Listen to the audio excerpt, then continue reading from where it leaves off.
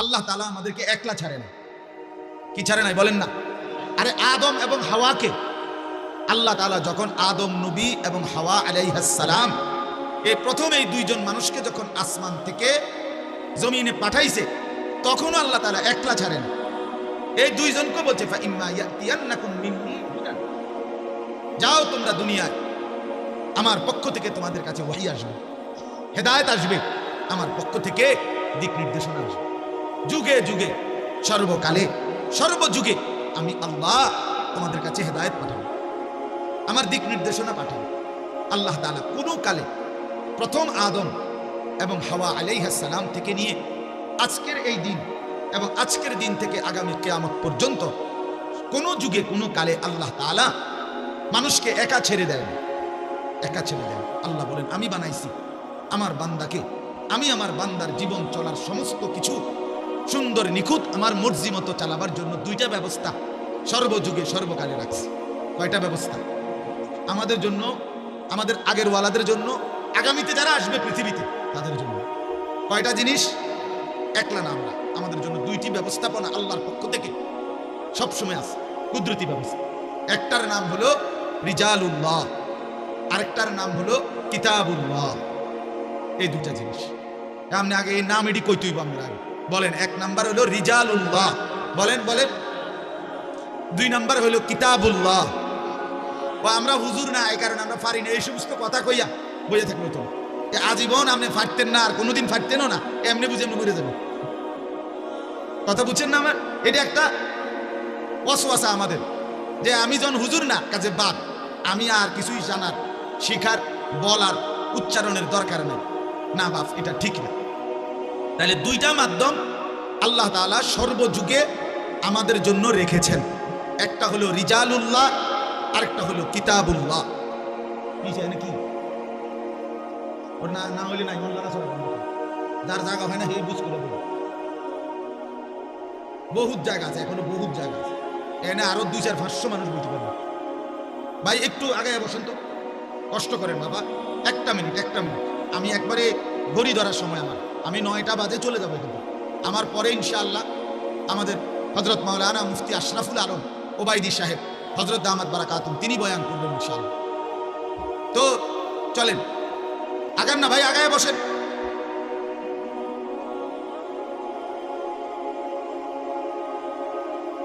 মাশাআল্লাহ। বইব শুনেন, যে বইতে চায় হে বইতে পারে। কিছু আছে এমনি রং চাইতে আছে, বইবার নিয়ত থাকলে এখানে বহুত জায়গা আছে। বেড়ার এক সব মাইল করে দিতে হবে, রুকি দরকার, উনি এই বইয়া লেবে এক পক্ষে দিয়ে বসেন। সবাই কথা বলেন না, চাচা আমনে বসেন, বসে যার দরকার হে বই। তো বলতেছি দুইটা জিনিস, কথাটা মনোযোগ দিয়ে বোঝেন।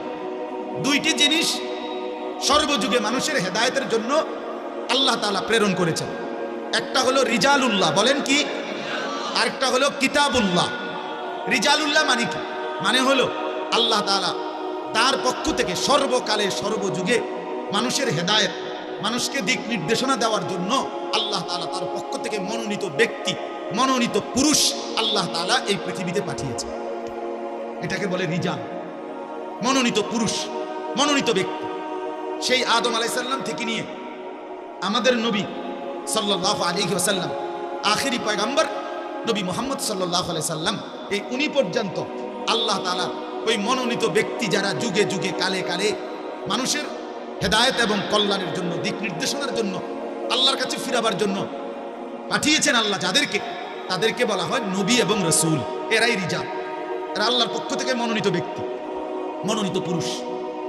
আদম থেকে মুহাম্মদ সাল্লাল্লাহু আলাইহি ওয়াসাল্লাম, আমাদের নবী সাল্লাল্লাহু আলাইহি সাল্লামের মাধ্যমে আল্লাহ তাআলা নবুয়তের ধারা, রাসূলের ধারা শেষ করছেন, কিন্তু হেদায়েতের ধারা শেষ করেন না। কথা বুঝছেন নি আপনি? নবুয়তের ধারা কি করছেন?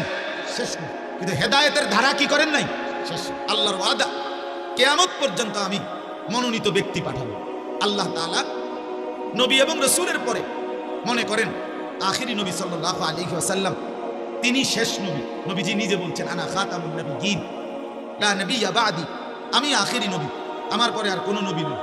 নবীজি উদাহরণ দিয়ে বোঝাইছেন যে মনে করো একটা বিল্ডিং, হাদিসে আছে যে একটা ভবন বানানো শুরু হয়েছে, ইট গাঁথা শুরু হয়েছে, আদম থেকে শুরু হইয়া একটা একটা করে ইট গাঁথতেছে। ঈসা নবী পর্যন্ত আইসা পুরা বিল্ডিং এর মধ্যে যতটা ইট দরকার সবগুলো ইট গাঁথনি শেষ। ইল্লা মাউদা লাবিনাতিন, কেবল একটি ইটের জায়গা, মনে করেন যেটা সাইজ, একটা ইটের জায়গা শুধু বাকি, আর পুরা ইট গাঁথা গাঁথনি শেষ। তো রাসূলুল্লাহ সাল্লাল্লাহু আলাইহি সাল্লাম বলেন, এই সুন্দর বিল্ডিংটা দেখবার জন্য দলে দলে লোক আসতেছে। সবাই দেখে চমৎকার, খুব সুন্দর হয়েছে, কিন্তু সবাই একটা কথা বলে বলে যায় যে এই একটা ইটের জায়গা এটা কেন খালি, এই ইটটা লাগাচ্ছে না কেন? হাল্লা ওয়াদাআতিল লাবিনা, আহা যদি এই ইটটাও লাগায় দিত তাহলে তো বিল্ডিংটা পূর্ণই হয়ে যেত। আল্লাহর নবী সাল্লাল্লাহু আলাইহি ওয়াসাল্লাম তিনি বলেন, আমি মুহাম্মদ আসলাম, শেষ ইটটাও লেগে গেল। আনাল লাবিনা, আখিরি ইট আমি মুহাম্মদ, আমি সেই ইট যেটার অপেক্ষায় ছিল সবাই, যে এই ইটটা লাগাচ্ছে না কেন, এই ইটটা লাগাচ্ছে না কেন, এই ইট।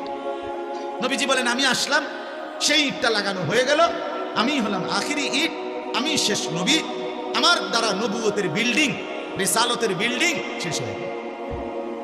কিন্তু আল্লাহ তাআলা নবীকে এবার সাল্লাল্লাহু আলাইহি সাল্লাম উনাকে এবার জিজ্ঞেস করেন, হে আল্লাহ রাসূল, আপনি তো আখিরি নবী, চলে যাবেন, কিন্তু এরপরে কিয়ামত পর্যন্ত আপনার উম্মত আসবে, মানুষ আসবে পৃথিবীতে, তো এবার তাদের হেদায়েত, তাদের দিক নির্দেশনা কিভাবে হবে? আল্লাহ নবী সাল্লাল্লাহু আলাইহি ওয়াসাল্লাম বলেন, আল উলামা ওয়ারাসাতুল আমবিয়া, সর্বযুগে আল্লাহ তাআলা উলামায়ে কেরাম বানাবেন, তৈরি করবেন, আর সেই উলামায়ে কেরাম হবে এখন থেকে নিয়ে কিয়ামত পর্যন্ত নবীদের ওয়ারিস। নবীদের পরে নবুয়তের এই মারকাজে জিম্মাদারি আদায় করবেন উলামায়ে কেরাম।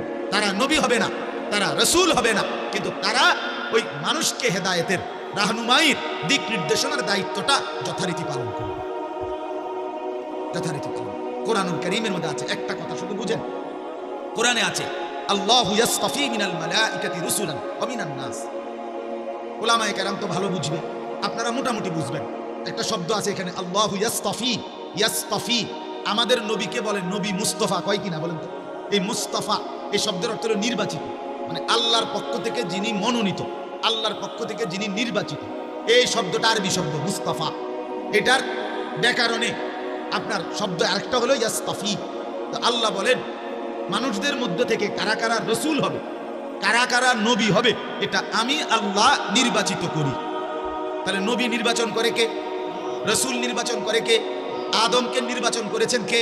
নূহকে নির্বাচন করেছেন কে? আখিরি নবীকে নির্বাচন করেছেন কে? আল্লাহ বলেন হুবহু।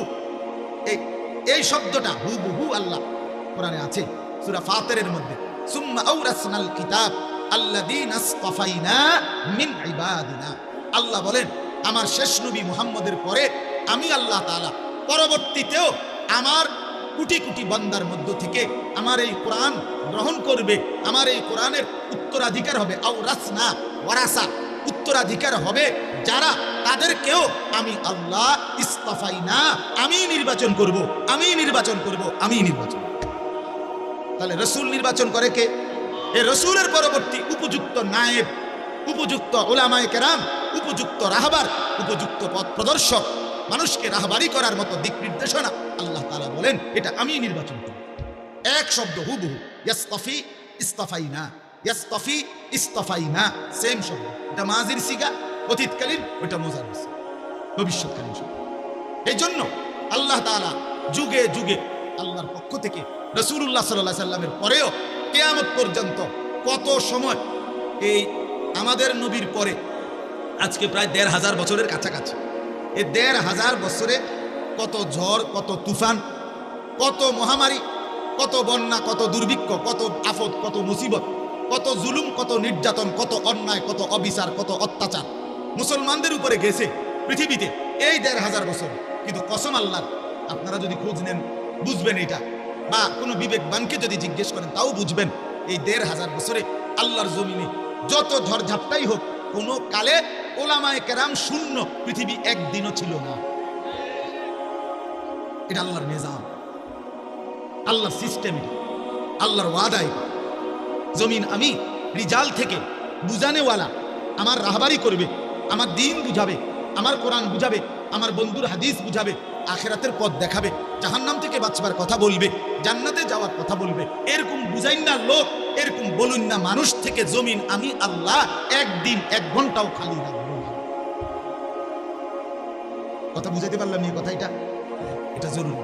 অতএব আপনি আমি মুসলমান আখিরাতের মুক্তি পেতে হইলে, জাহান্নাম থেকে বাঁচতে হইলে, জান্নাতে যেতে হইলে, আল্লাহর আযাব গজব থেকে বাঁচতে হইলে কসম আল্লাহ আপনাকে উলামায়ে কেরাম, আহলুল্লাহদের, আল্লাহর প্রিয় বান্দা উলামায়ে কেরামের সোহবত, সান্নিধ্য, সাহচর্য থেকে উপকৃত না হলে আপনার আখিরাতের মুক্তি মিলবে না।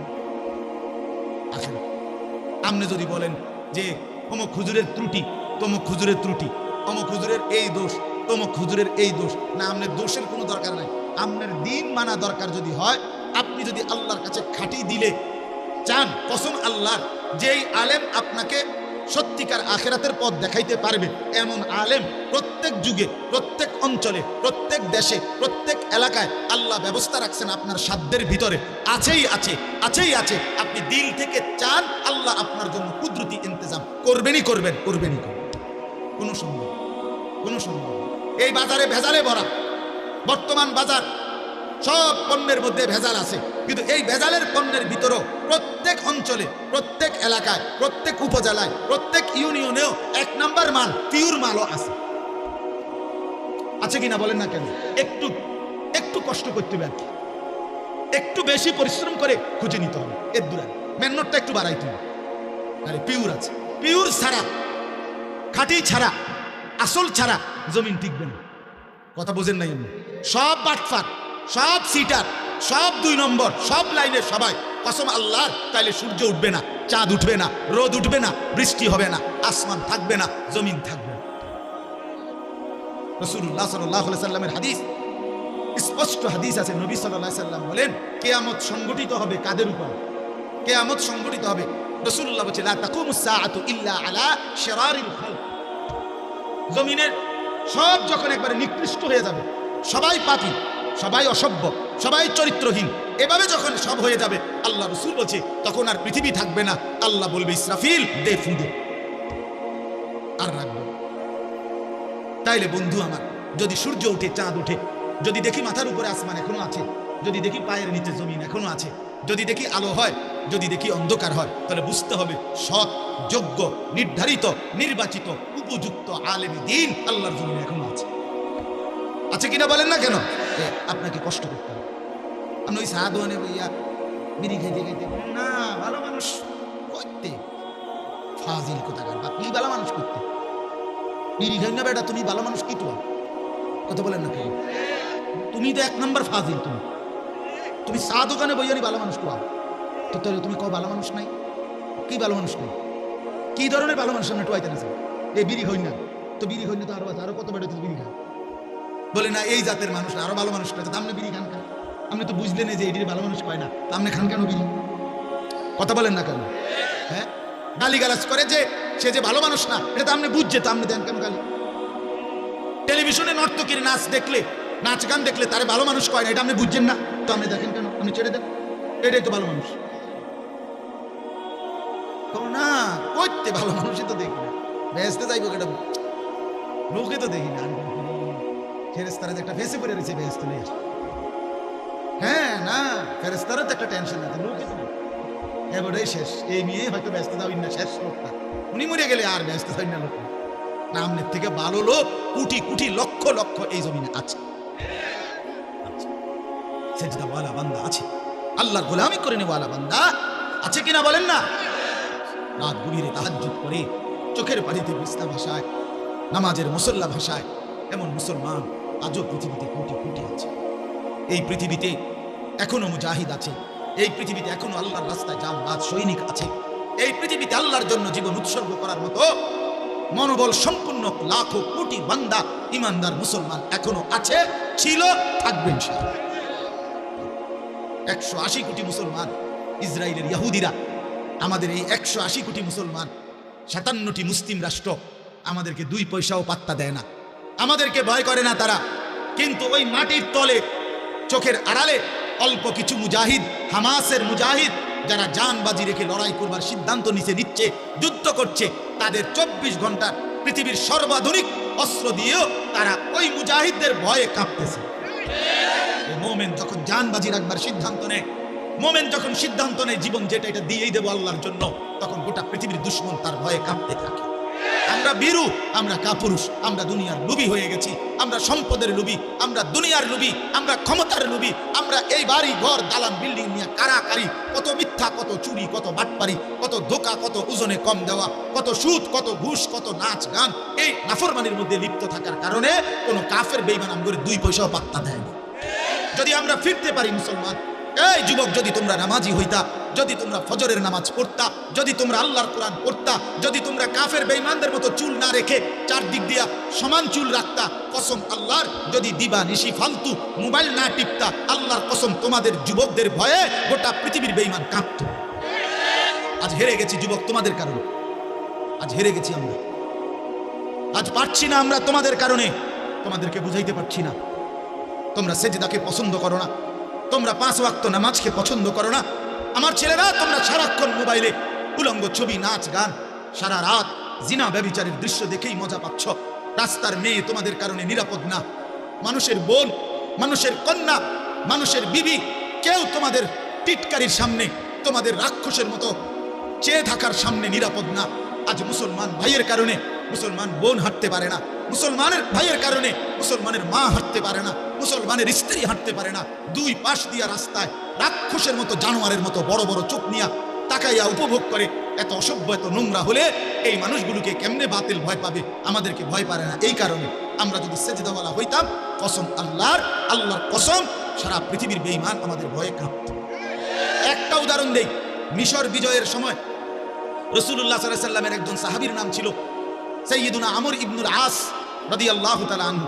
ইসলামের ইতিহাসের একজন বিখ্যাত সাহাবী নবীজির, এবং বহু অঞ্চল বিজয় করছিলেন তিনি। তো একবার উনি এক যুদ্ধের রওনা দিচ্ছিলেন, তখন খ্রিস্টানরা কৌশল করে একটা বড় বাজার এলাকা দিয়া ওই অঞ্চলে যাইতে হবে যুদ্ধের ময়দানে। তো খ্রিস্টানরা তাদের সুন্দরী রূপসী নারী মেয়েদেরকে সাজায়া গুজাইয়া এই রাস্তার 2 পাশে দাঁড় করাইছে। সরাসরি আমরা কিতাবে, আরবি কিতাবে পড়ছি, 2 পাশে দাঁড় করাইছে। 2 পাশে দাঁড় করাইয়া বলছে, তোরা যেই পুরুষটাই মুসলমান তোদের দিকে তাকাবে, তোরা তোদের রূপ দিয়া যেভাবেই পারো তারে টাইনে একসাইড কইরা তার সাথে যেভাবে হোক অপকর্ম, জিনা, ব্যভিচারে লিপ্ত করায় দিবা, তাইলে মুসলমানের শক্তি দুর্বল হয়ে যাবে। মুসলমানের সেনাপতি আমর ইবনুল আস রাদিয়াল্লাহু তাআলা আনহুর কানে এই কথাটা পৌঁছে গুপ্তচর আইসা বলছে যে খ্রিস্টানরা কৌশল হিসাবে 2 পাশে তাদের নারীদেরকে, মেয়েদেরকে সাজায়া গুজায়া দাঁড় করায় রাখছে।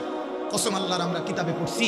আহা, রাসূলুল্লাহ এই সাহাবী সেনাপতি ওই বাজার আসবার আগে আগেই সাহাবায়ে কেরাম সেনাবাহিনীর উদ্দেশ্যে কোরআনের বলছে, কুল্লিল মুমিনিনা ইয়াগুদ্দু মিন আবসারিহিম, হে মুমিনরা সবাই চোখ নিচের দিকে নামিয়ে রাখো। এই আয়াতটা পড়ছে, এরপরে বলছে চলো আবার রওনা দাও। পুরা বাজার মহল্লা পার হয়ে গেছে, সাহাবায়ে কেরাম মুসলিম মুজাহিদরা একজনও একটি নারীর দিকে 1 সেকেন্ডের জন্য বাঁকা চোখেও তাকায় নাই। মুসলমানদের হাতে বিজয় হয়েছে মিশর।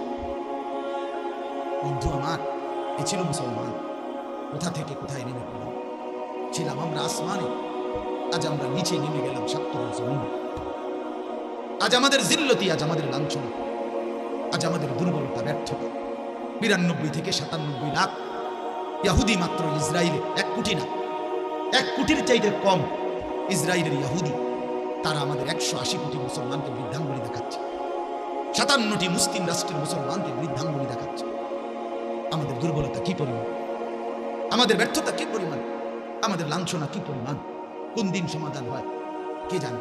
ফিলিস্তিন সমাধান হবে তো আরেক অঞ্চলে মুসলমান নির্যাতিত হবে, আবার আরেক অঞ্চল, কখনো কাশ্মীর, কখনো ফিলিস্তিন, কখনো রোহিঙ্গা, কখনো সিরিয়া, কখনো ইরাক, কখনো বসনিয়া, কখনো চেচনিয়া, কখনো সোমালিয়া, কখনো হার্জেগোভিনা।